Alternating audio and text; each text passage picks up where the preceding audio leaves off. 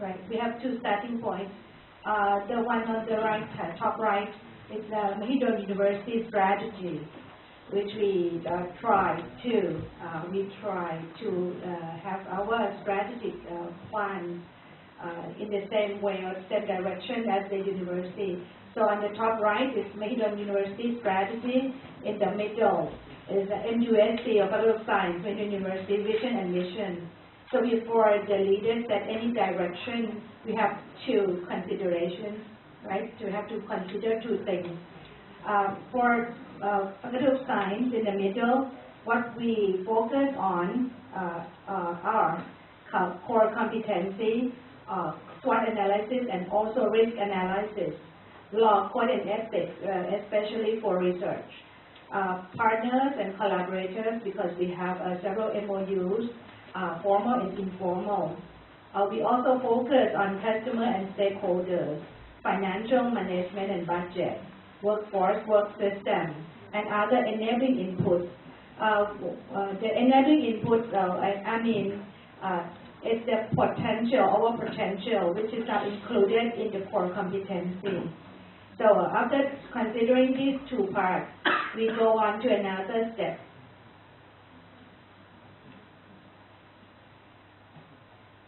We go on to the desirable output and outcome up to the leaders. Leaders set direction and strategic plan. Within the strategic plan itself, it will be aligned, prioritized, and corporate KPI constructed, right? And next step, please. Right. The communication is very crucial at this part. So you see communication between before the action plan. So after strategic plan, we have action plan, and we have set goal from corporate KPI. So we can predict the result that would come out from the action plan. At this step, the Faculty of Science will sign the performance agreement. We, the Faculty of Science, will sign performance agreement with the president of Mahidol University, right? And then the leader may himself or herself deploy the action plan by being a role model or participate in each action plan. On the left side, the purple one, and on the right side, the deployment is by empowering. So during this empowering process, we have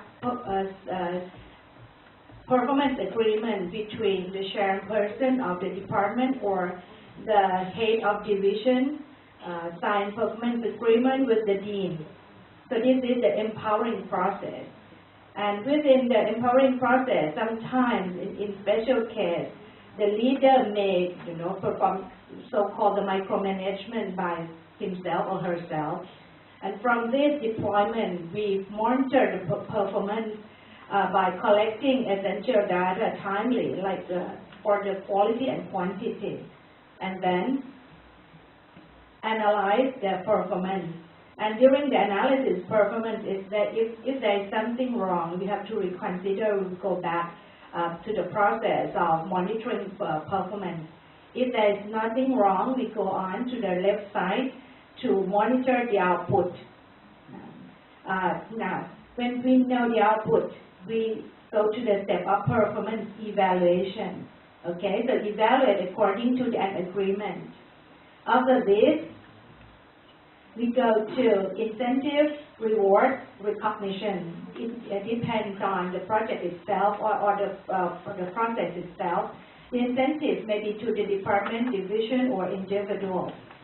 You see there is a dotted arrow back into the box inside, because there is some feedback or some motivation or some reinforcement back into the inside, the point we start.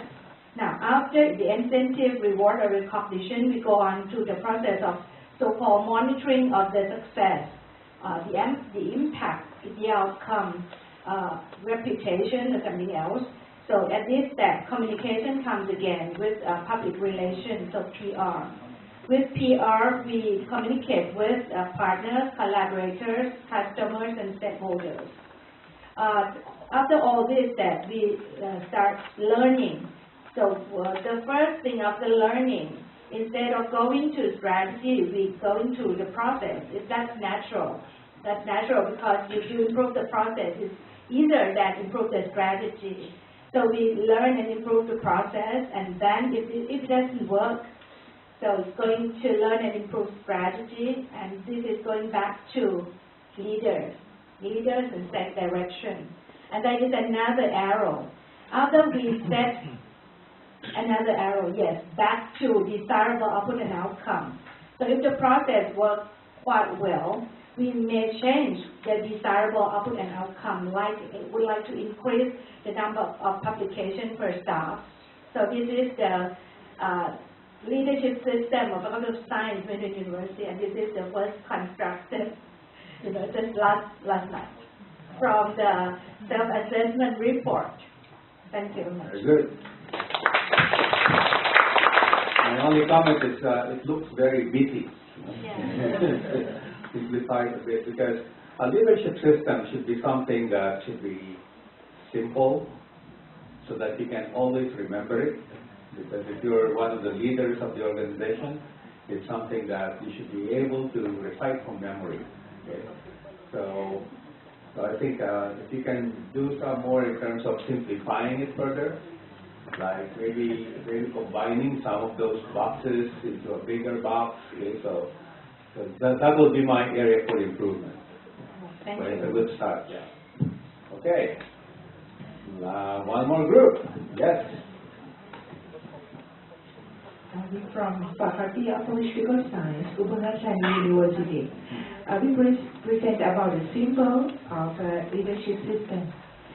So start at the senior leaders set organizational vision and value by using information from various methods, such as SWOT analysis, doing brainstorming, conducting surveys from customers, stakeholders, and workforce. After that, senior leaders set up draft vision and value and pass them to public hearing. Then we got vision from the participation of all members of the organization. And then we move on to set up subcommittees from various segments such as teaching, research, service, and admin to work out the detail of long-term and short-term plans. And then set up the KPI in order to achieve the goals. Senior leaders announce vision, value, policy, and strategic plans, and also inform her top 10 priorities of urgent policies that need to do in the first 2 years. Senior leaders deploy plans and KPIs to top leaders, and top leaders distribute KPI to the next level in the form of individual KPI through TOR. Senior leaders also deploy vision and plan to workforce by two-way communication, focus group, and some informal communication, and deploy to key suppliers by website or social media. Deploy to partners by annual meetings, academic conference, and on-site visiting. Deploy to students, stakeholders by two-way communication through the orientation meeting and other websites too. We verify that vision and value deployment by interview, questionnaire, and asking top leaders to report their KPI and results of the activities or projects every 3 months. Senior leaders evaluate their success through the personal performance twice a year. We gave the rewards through the incentives, bonus, the promotion, and the increasing of salary to persons who achieve the assigned KPI. Every 6 months, senior leaders review the past activities and KPI through the committee, and then improve it by adjusting the better plan and KPI to achieve our goals. Thank you. Okay, so in their case, the leadership system is actually the summation of the requirements for category 1, particularly 1.1, right? So that's what they did, and then of course I would like to see what diagram will result from that. Probably more complicated than this, but I think you covered all of the bases. Okay, so thank you very much. When you do a PQA assessment report, this is the very first diagram that you have in the category 1, which is your leadership system, because it captures your system for responding the different processes that you have in place. It responds to the criteria category for leadership. Okay? Now, today we'll take a look at 3 categories, or we will be ambitious in trying to deal with 3 categories. Okay? The first one is leadership, strategic planning. The second would be customer focus. And then the third would be measurement, analysis, and knowledge management. But before we go to these categories, let's reflect on the 2 exercises, the 2 workshops that you had yesterday, or the 3. Any observations or any difficulty that you had, or lessons that you learned that you would like to share with the rest of the participants as you were going through the workshops? Any surprises?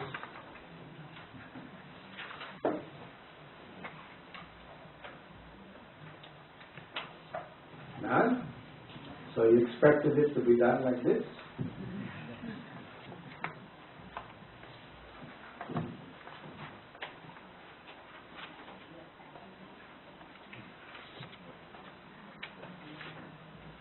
Anything? Yes. Go ahead. Yes.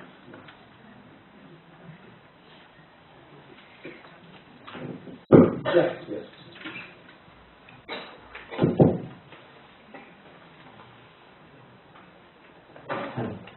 Yes, I have one question.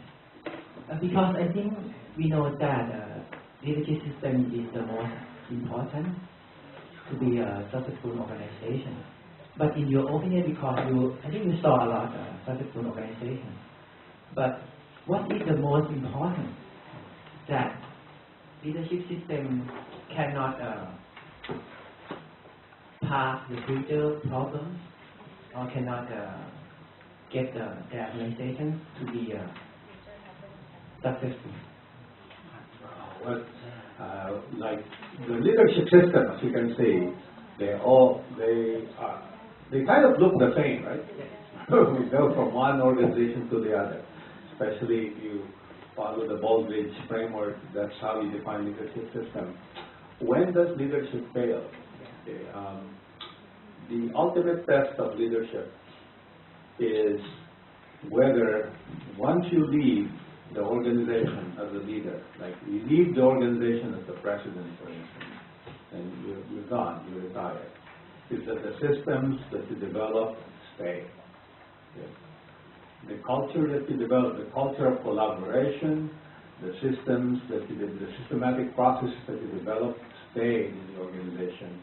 And in fact, if your systems and your culture was such that they help in influencing the choice of the next leader. Okay. Now that's the ultimate test of good leadership. What is the legacy that you have? That's the legacy that you put in place.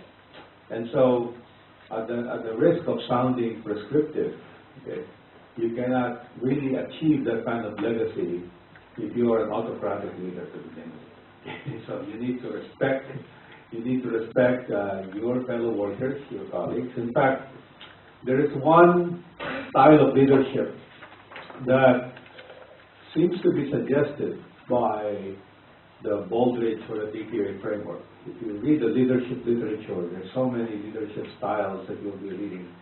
And this style of leadership is what we call transformational leadership. That the true leaders in organizations, they're involved in transforming organizations.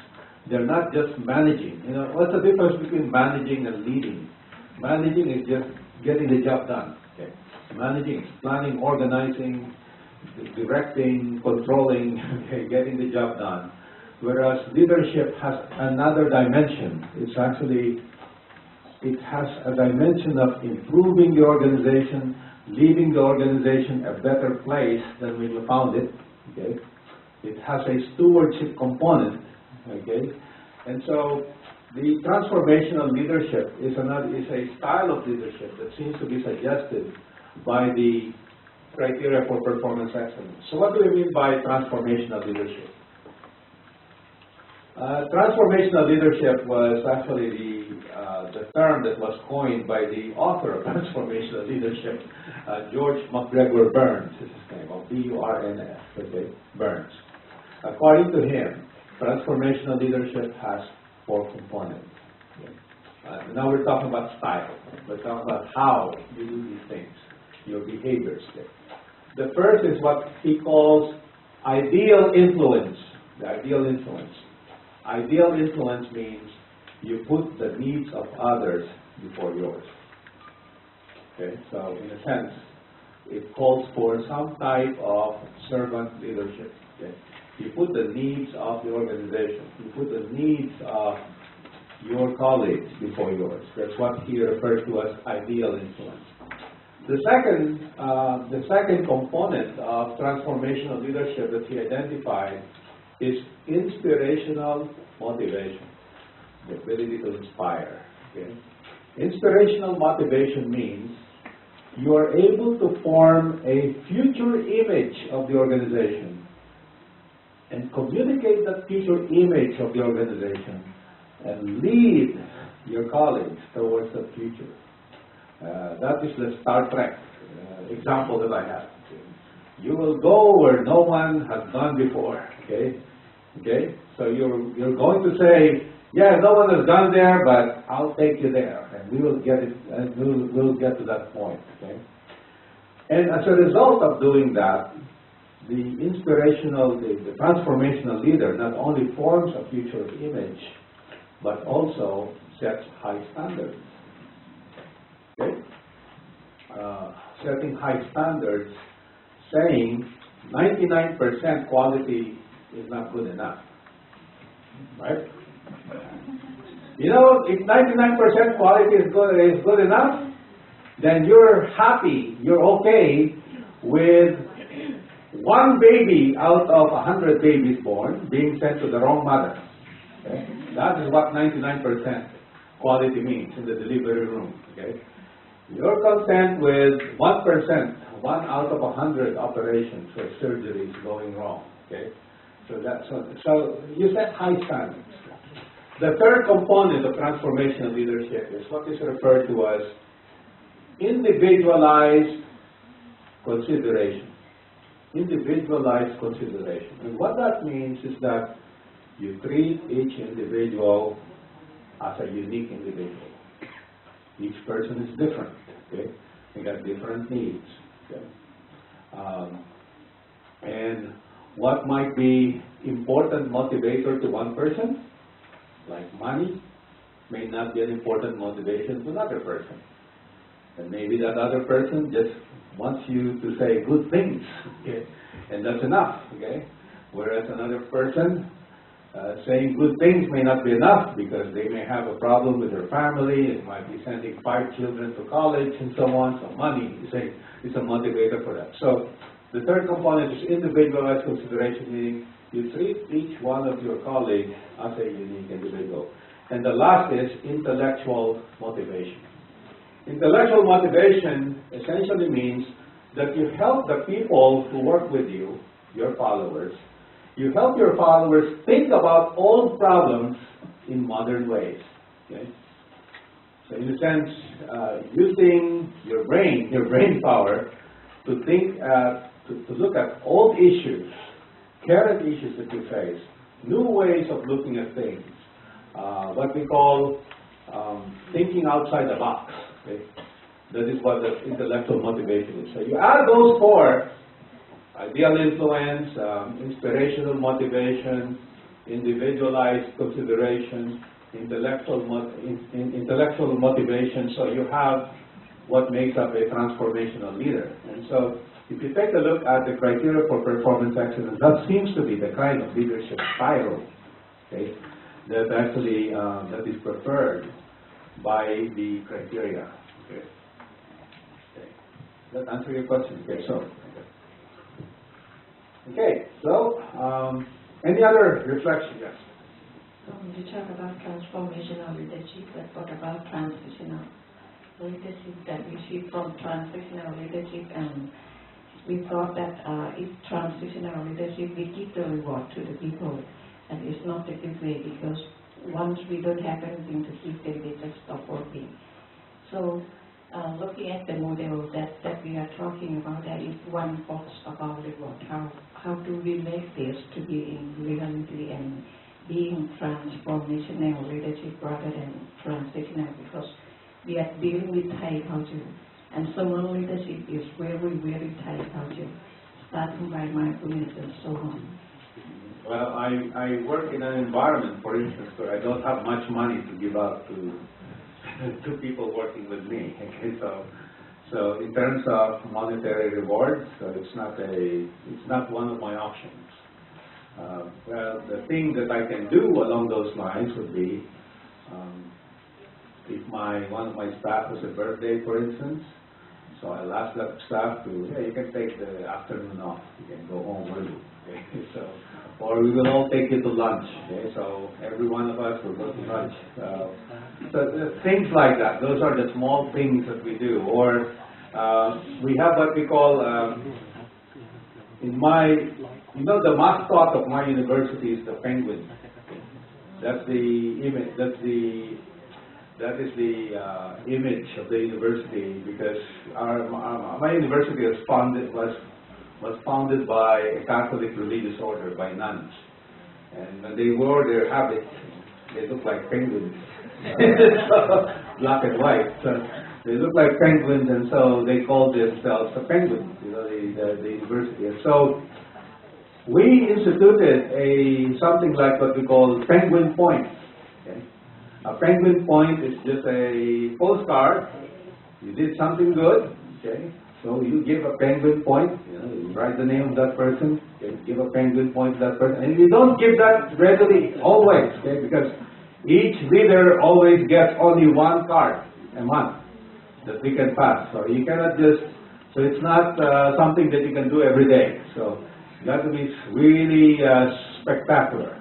And if you want more, like for instance, you're the kind of person who wants to give a lot more penguin points, or if someone actually deserves more in your unit, then you can go to the HR department and they'll give you more. So you don't have to physically go to the HR department and say, my staff was so super good this week, and they all work overtime, to finish this work for our training program next week, and they need penguin points. Now, what do these penguin points mean? Now, hopefully, when we did this, hopefully, the staff will actually collect all of these penguin points, okay? And then hopefully, during the annual performance appraisal, because we ask each staff to, at the time of performance appraisal, to do a self-assessment first. This is the criteria for assessment, okay? You write your own self-assessment first, based on this criteria, and then we will discuss, okay? And that's the time that these penguin points become handy at this point. And we're trying to link our future compensation increases with performance.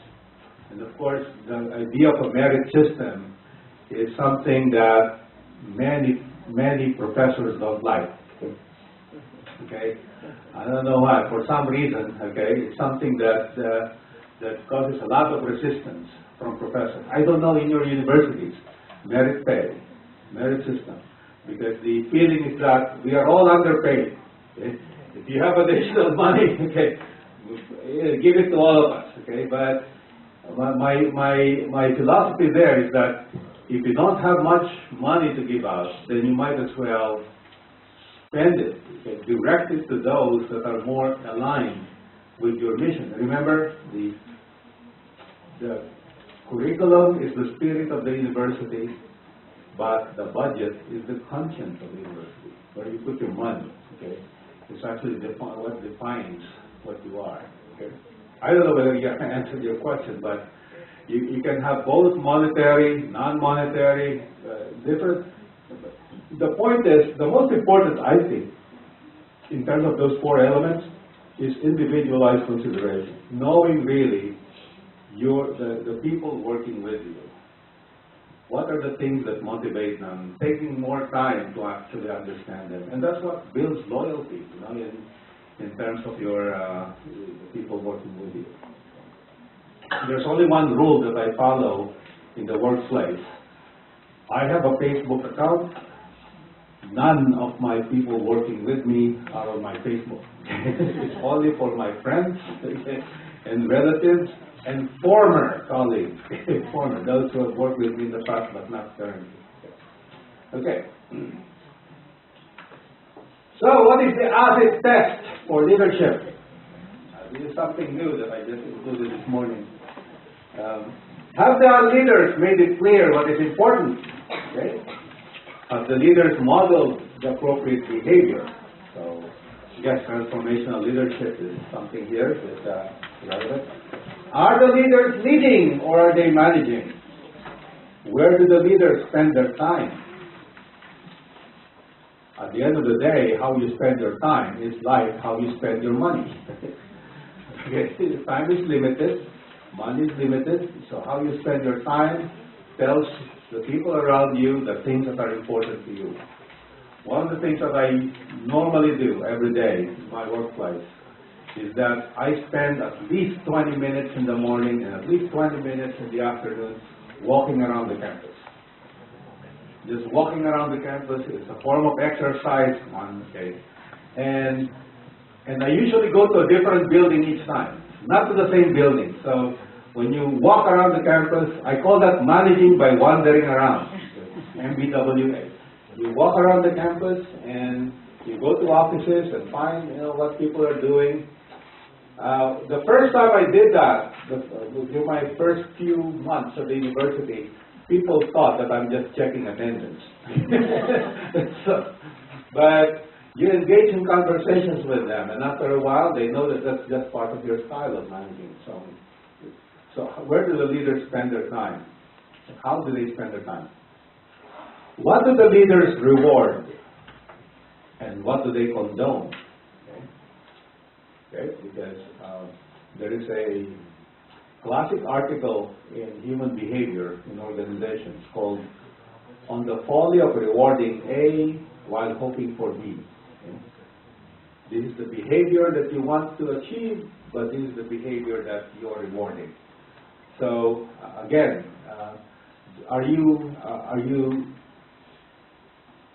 there's a term in computers, WYSIWYG. What you see is what you get, basically. Okay? What you see is what you get. That's really what the core is. What you see in the leader, the actual behavior defines what the leader is. Not what the leader says, but it's actually the behavior. Okay? Now, we'll now go to strategic planning, and when we look at these categories, I will have a case study for each one of these categories. A case study meaning an actual university and an actual application of these categories. Okay? So how the university actually applied the requirements of these categories. Just like what we were doing yesterday, that's your leadership system. Okay? So now we'll take a look at 2, 3, and 4. And the case study that I will use for strategic planning is my own university that I'm leaving in a few weeks. So we are a private school. The vision is to become a school of choice, recognized for innovative, value-added education and memorable student experiences. What do we mean by that? Innovative, you know what innovative is in education. Modern technology, modern, so always continuously improving. Value-added means we take you for what you are, okay, and, when you come into the university, but when you get out, you'll be a very competitive graduate. So that's what we mean by value-added. So the difference between you when you come in and you when you get out of the university, okay, so if we follow that definition of value-added in the last rankings of the U.S. News and World Report, the U.S. News and World Report does the annual ranking of colleges and universities in the U.S. It's an important publication, it's an important ranking process, because that defines whether you'll have students next year or not. Because parents read those rankings. I don't know here, but parents read those rankings a lot. And Harvard actually fell in the rankings in terms of value added. Okay? Because the concept of value added is, if you are already very smart when you come in, when you get out, you should be much smarter, right? Okay. But the smartest level of the Harvard student stays the same. Okay. So it stays the same or even less. Okay. So, and the way that universities in the U.S. measure value added is, what is the graduation rate of the students? What's the graduation rate for the undergraduate program? What percentage of your students graduated within a particular period of time? Ideally, that should be 100%, but that's not always the case in the U.S., okay? That's not always the case. So, some universities have more resources than others. And if a university has more resources, then you would expect that their graduation rate should be much higher, right? They got better teachers, better salaries, better libraries, and so on. But in the case of, I forgot what the exact figure is for Harvard, okay? I think at Harvard, the last time I looked at it, their predicted graduation rate was something like about 98%, okay? But their actual graduation rate was actually lower than 98%. I think it's about 95%. So the point is, with the kind of resources that Harvard has, it should be graduating 98%. But it graduated only 95%. So there is no value added. So this is a very important measure in many universities now.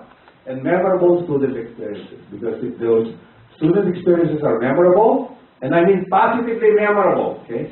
You could have negative memories about your school. Positively memorable experiences, then you will come back.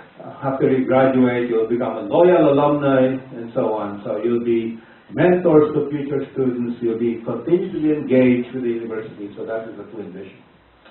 So based on our strategic planning process, we came up with 5 key strategic initiatives in the academic side. Engaged learning, community and civic engagement of our students, and we are in the honor roll as a result of that. Revamping the first year experience, so we require a core sequence and big history for our universal history, the history of the world from the Big Bang to the present. It's taken by all of our freshman students, okay? All of our first year students.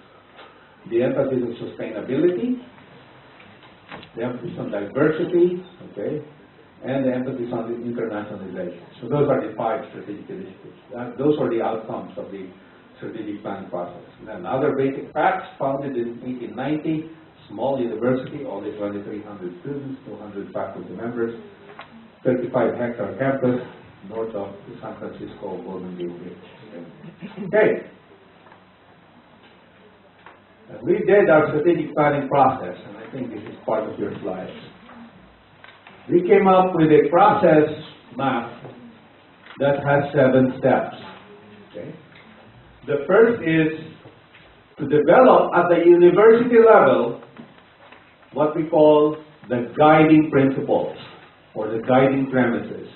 And the guiding principles are a statement of mission, what we do, statement of values, what we believe and how we behave, statement of vision, where we want to be, and what we call our vision themes.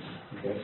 The map of how the elements of our vision relate to each other. So those are the things that we came up with. And these are all done at the university level, at the top level of the university. But how we arrive at this was arrived at by a process that involved several stakeholders, students, alumni, governing board members, faculty, non-faculty staff. Okay? So all of those were involved in the setting of these guiding principles. Then the step two, the second step in the process, is what we call goal setting. We translated the vision into what we call key performance indicators. The KPIs are a numerical translation. The goals are a numerical translation of your vision. Okay?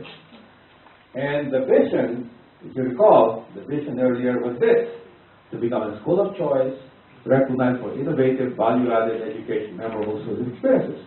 So then we identified KPIs. We translated this vision into key performance indicators. So the key performance indicators would include, there were I think 10 of those that we came up with. One of them would be, how many of our students regard us as their first choice? Because you say, school of choice. Then you need to have a measure of that. The innovativeness of the curriculum, so there's a measure for that. Okay? And I think the innovativeness of the curriculum we defined as the percentage of our tuition revenue coming from degree programs that were started within the past 5 years. Okay, so if that percentage is high, then that means we are continuously refreshing our curriculum. Value-added education.